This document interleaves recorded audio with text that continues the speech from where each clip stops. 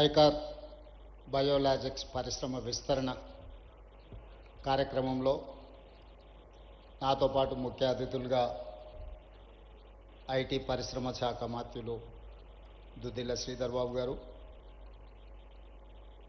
కార్మిక శాఖ గనుల శాఖ మంత్రివర్యులు జి వివేక్ వెంకటస్వామి గారు, మాజీ మంత్రివర్యులు శాసనసభ్యులు సుదర్శన్ రెడ్డి గారు, మేడ్చల్ రంగారెడ్డి జిల్లా కలెక్టర్ గారు,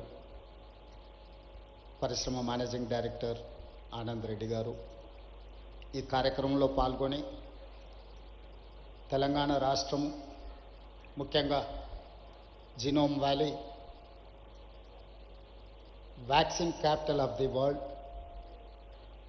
bulk drugs capital of the world 25 సంవత్సరాల క్రితం 2000 సంవత్సరంలో ప్రారంభించిన ఈ జీనోమ్ వ్యాలీ కేవలం 1200 ఎకరాలలో ప్రపంచానికే వ్యాక్సిన్లో బల్క్ డ్రగ్స్లో ఒక రాజధానిగా హైదరాబాద్ తెలంగాణకు ప్రపంచ స్థాయిలోనే ఒక గుర్తింపు తీసుకొచ్చింది అని అంటే ఇక్కడ ప్రారంభించిన పరిశ్రమలు, ఇక్కడ పెట్టుబడులు పెట్టిన పారిశ్రామికవేత్తలు అహర్నిశలు కృషి చేయడం వల్ల తెలంగాణ రాష్ట్రానికి ప్రపంచ స్థాయిలోనే ఒక గుర్తింపును తీసుకొచ్చిండ్రు.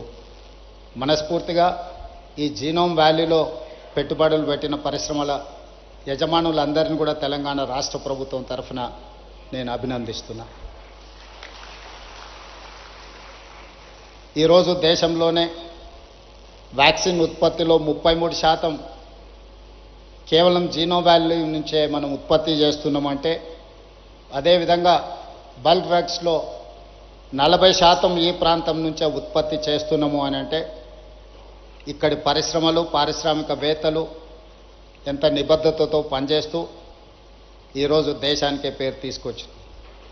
అదే కాకుండా కోవిడ్ ప్రపంచాన్నే భయపెడుతున్న సందర్భంలో కోవిడ్ పేరు తలుసుకోవడానికే, కోవిడ్ వచ్చింది అని అంటే కుటుంబ సభ్యులు కూడా వాళ్ళని తాకడానికి, వాళ్ళని చూడడానికి భయపడుతున్న సందర్భంలో జీనోమ్ వ్యాలీ నుంచే మనం వ్యాక్సిన్ను తయారు చేసి ప్రపంచ దేశాలకు, దాదాపుగా 100 దేశాలకు ఇక్కడి నుంచే మనం వ్యాక్సిన్ అందించినామంటే ఆ గొప్పతనం కూడా ఇక్కడి పారిశ్రామికవేత్తలది, ఇక్కడి పరిశ్రమలు ఉత్పత్తి చేసిన వ్యాక్సిన్ అని చెప్పి తెలంగాణ రాష్ట్ర ప్రభుత్వం గర్వంగా చెప్పుకుంటుంది. ఈరోజు తెలంగాణ రాష్ట్ర ప్రభుత్వం, పార్టీలు ప్రభుత్వాలు మారినా విధానాలు మారలేదు.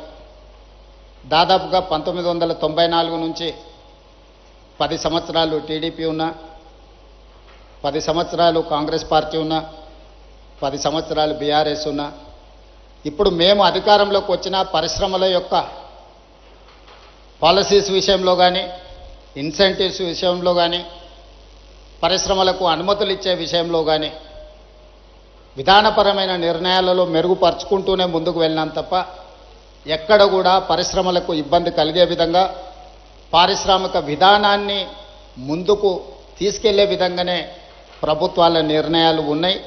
ఇప్పుడు మా ప్రభుత్వం కూడా ఈ విధానాన్ని ఇంకా వేగంగా, మెరుగైన విధానాలను తీసుకొచ్చి ఈరోజు ఈ దేశంలో పెట్టుబడులను ముఖ్యంగా తెలంగాణ రాష్ట్రానికి ఆకర్షించాలనే ప్రయత్నం చేస్తున్నాం. నేను, మా మిత్రుడు శ్రీధర్ బాబు గారు ఈ 18 నెలల్లో దాదాపుగా 3,28,000 కోట్ల రూపాయల పెట్టుబడులు తెలంగాణ రాష్ట్రానికి ఆకర్షించి ఈరోజు డేటా సెంటర్స్కి హైదరాబాద్ ఈజ్ ద ప్లేస్. ఈరోజు జీసీస్కి దేశంలోనే మొట్టమొదటి స్థానం హైదరాబాద్ నగరానికి ఉంది.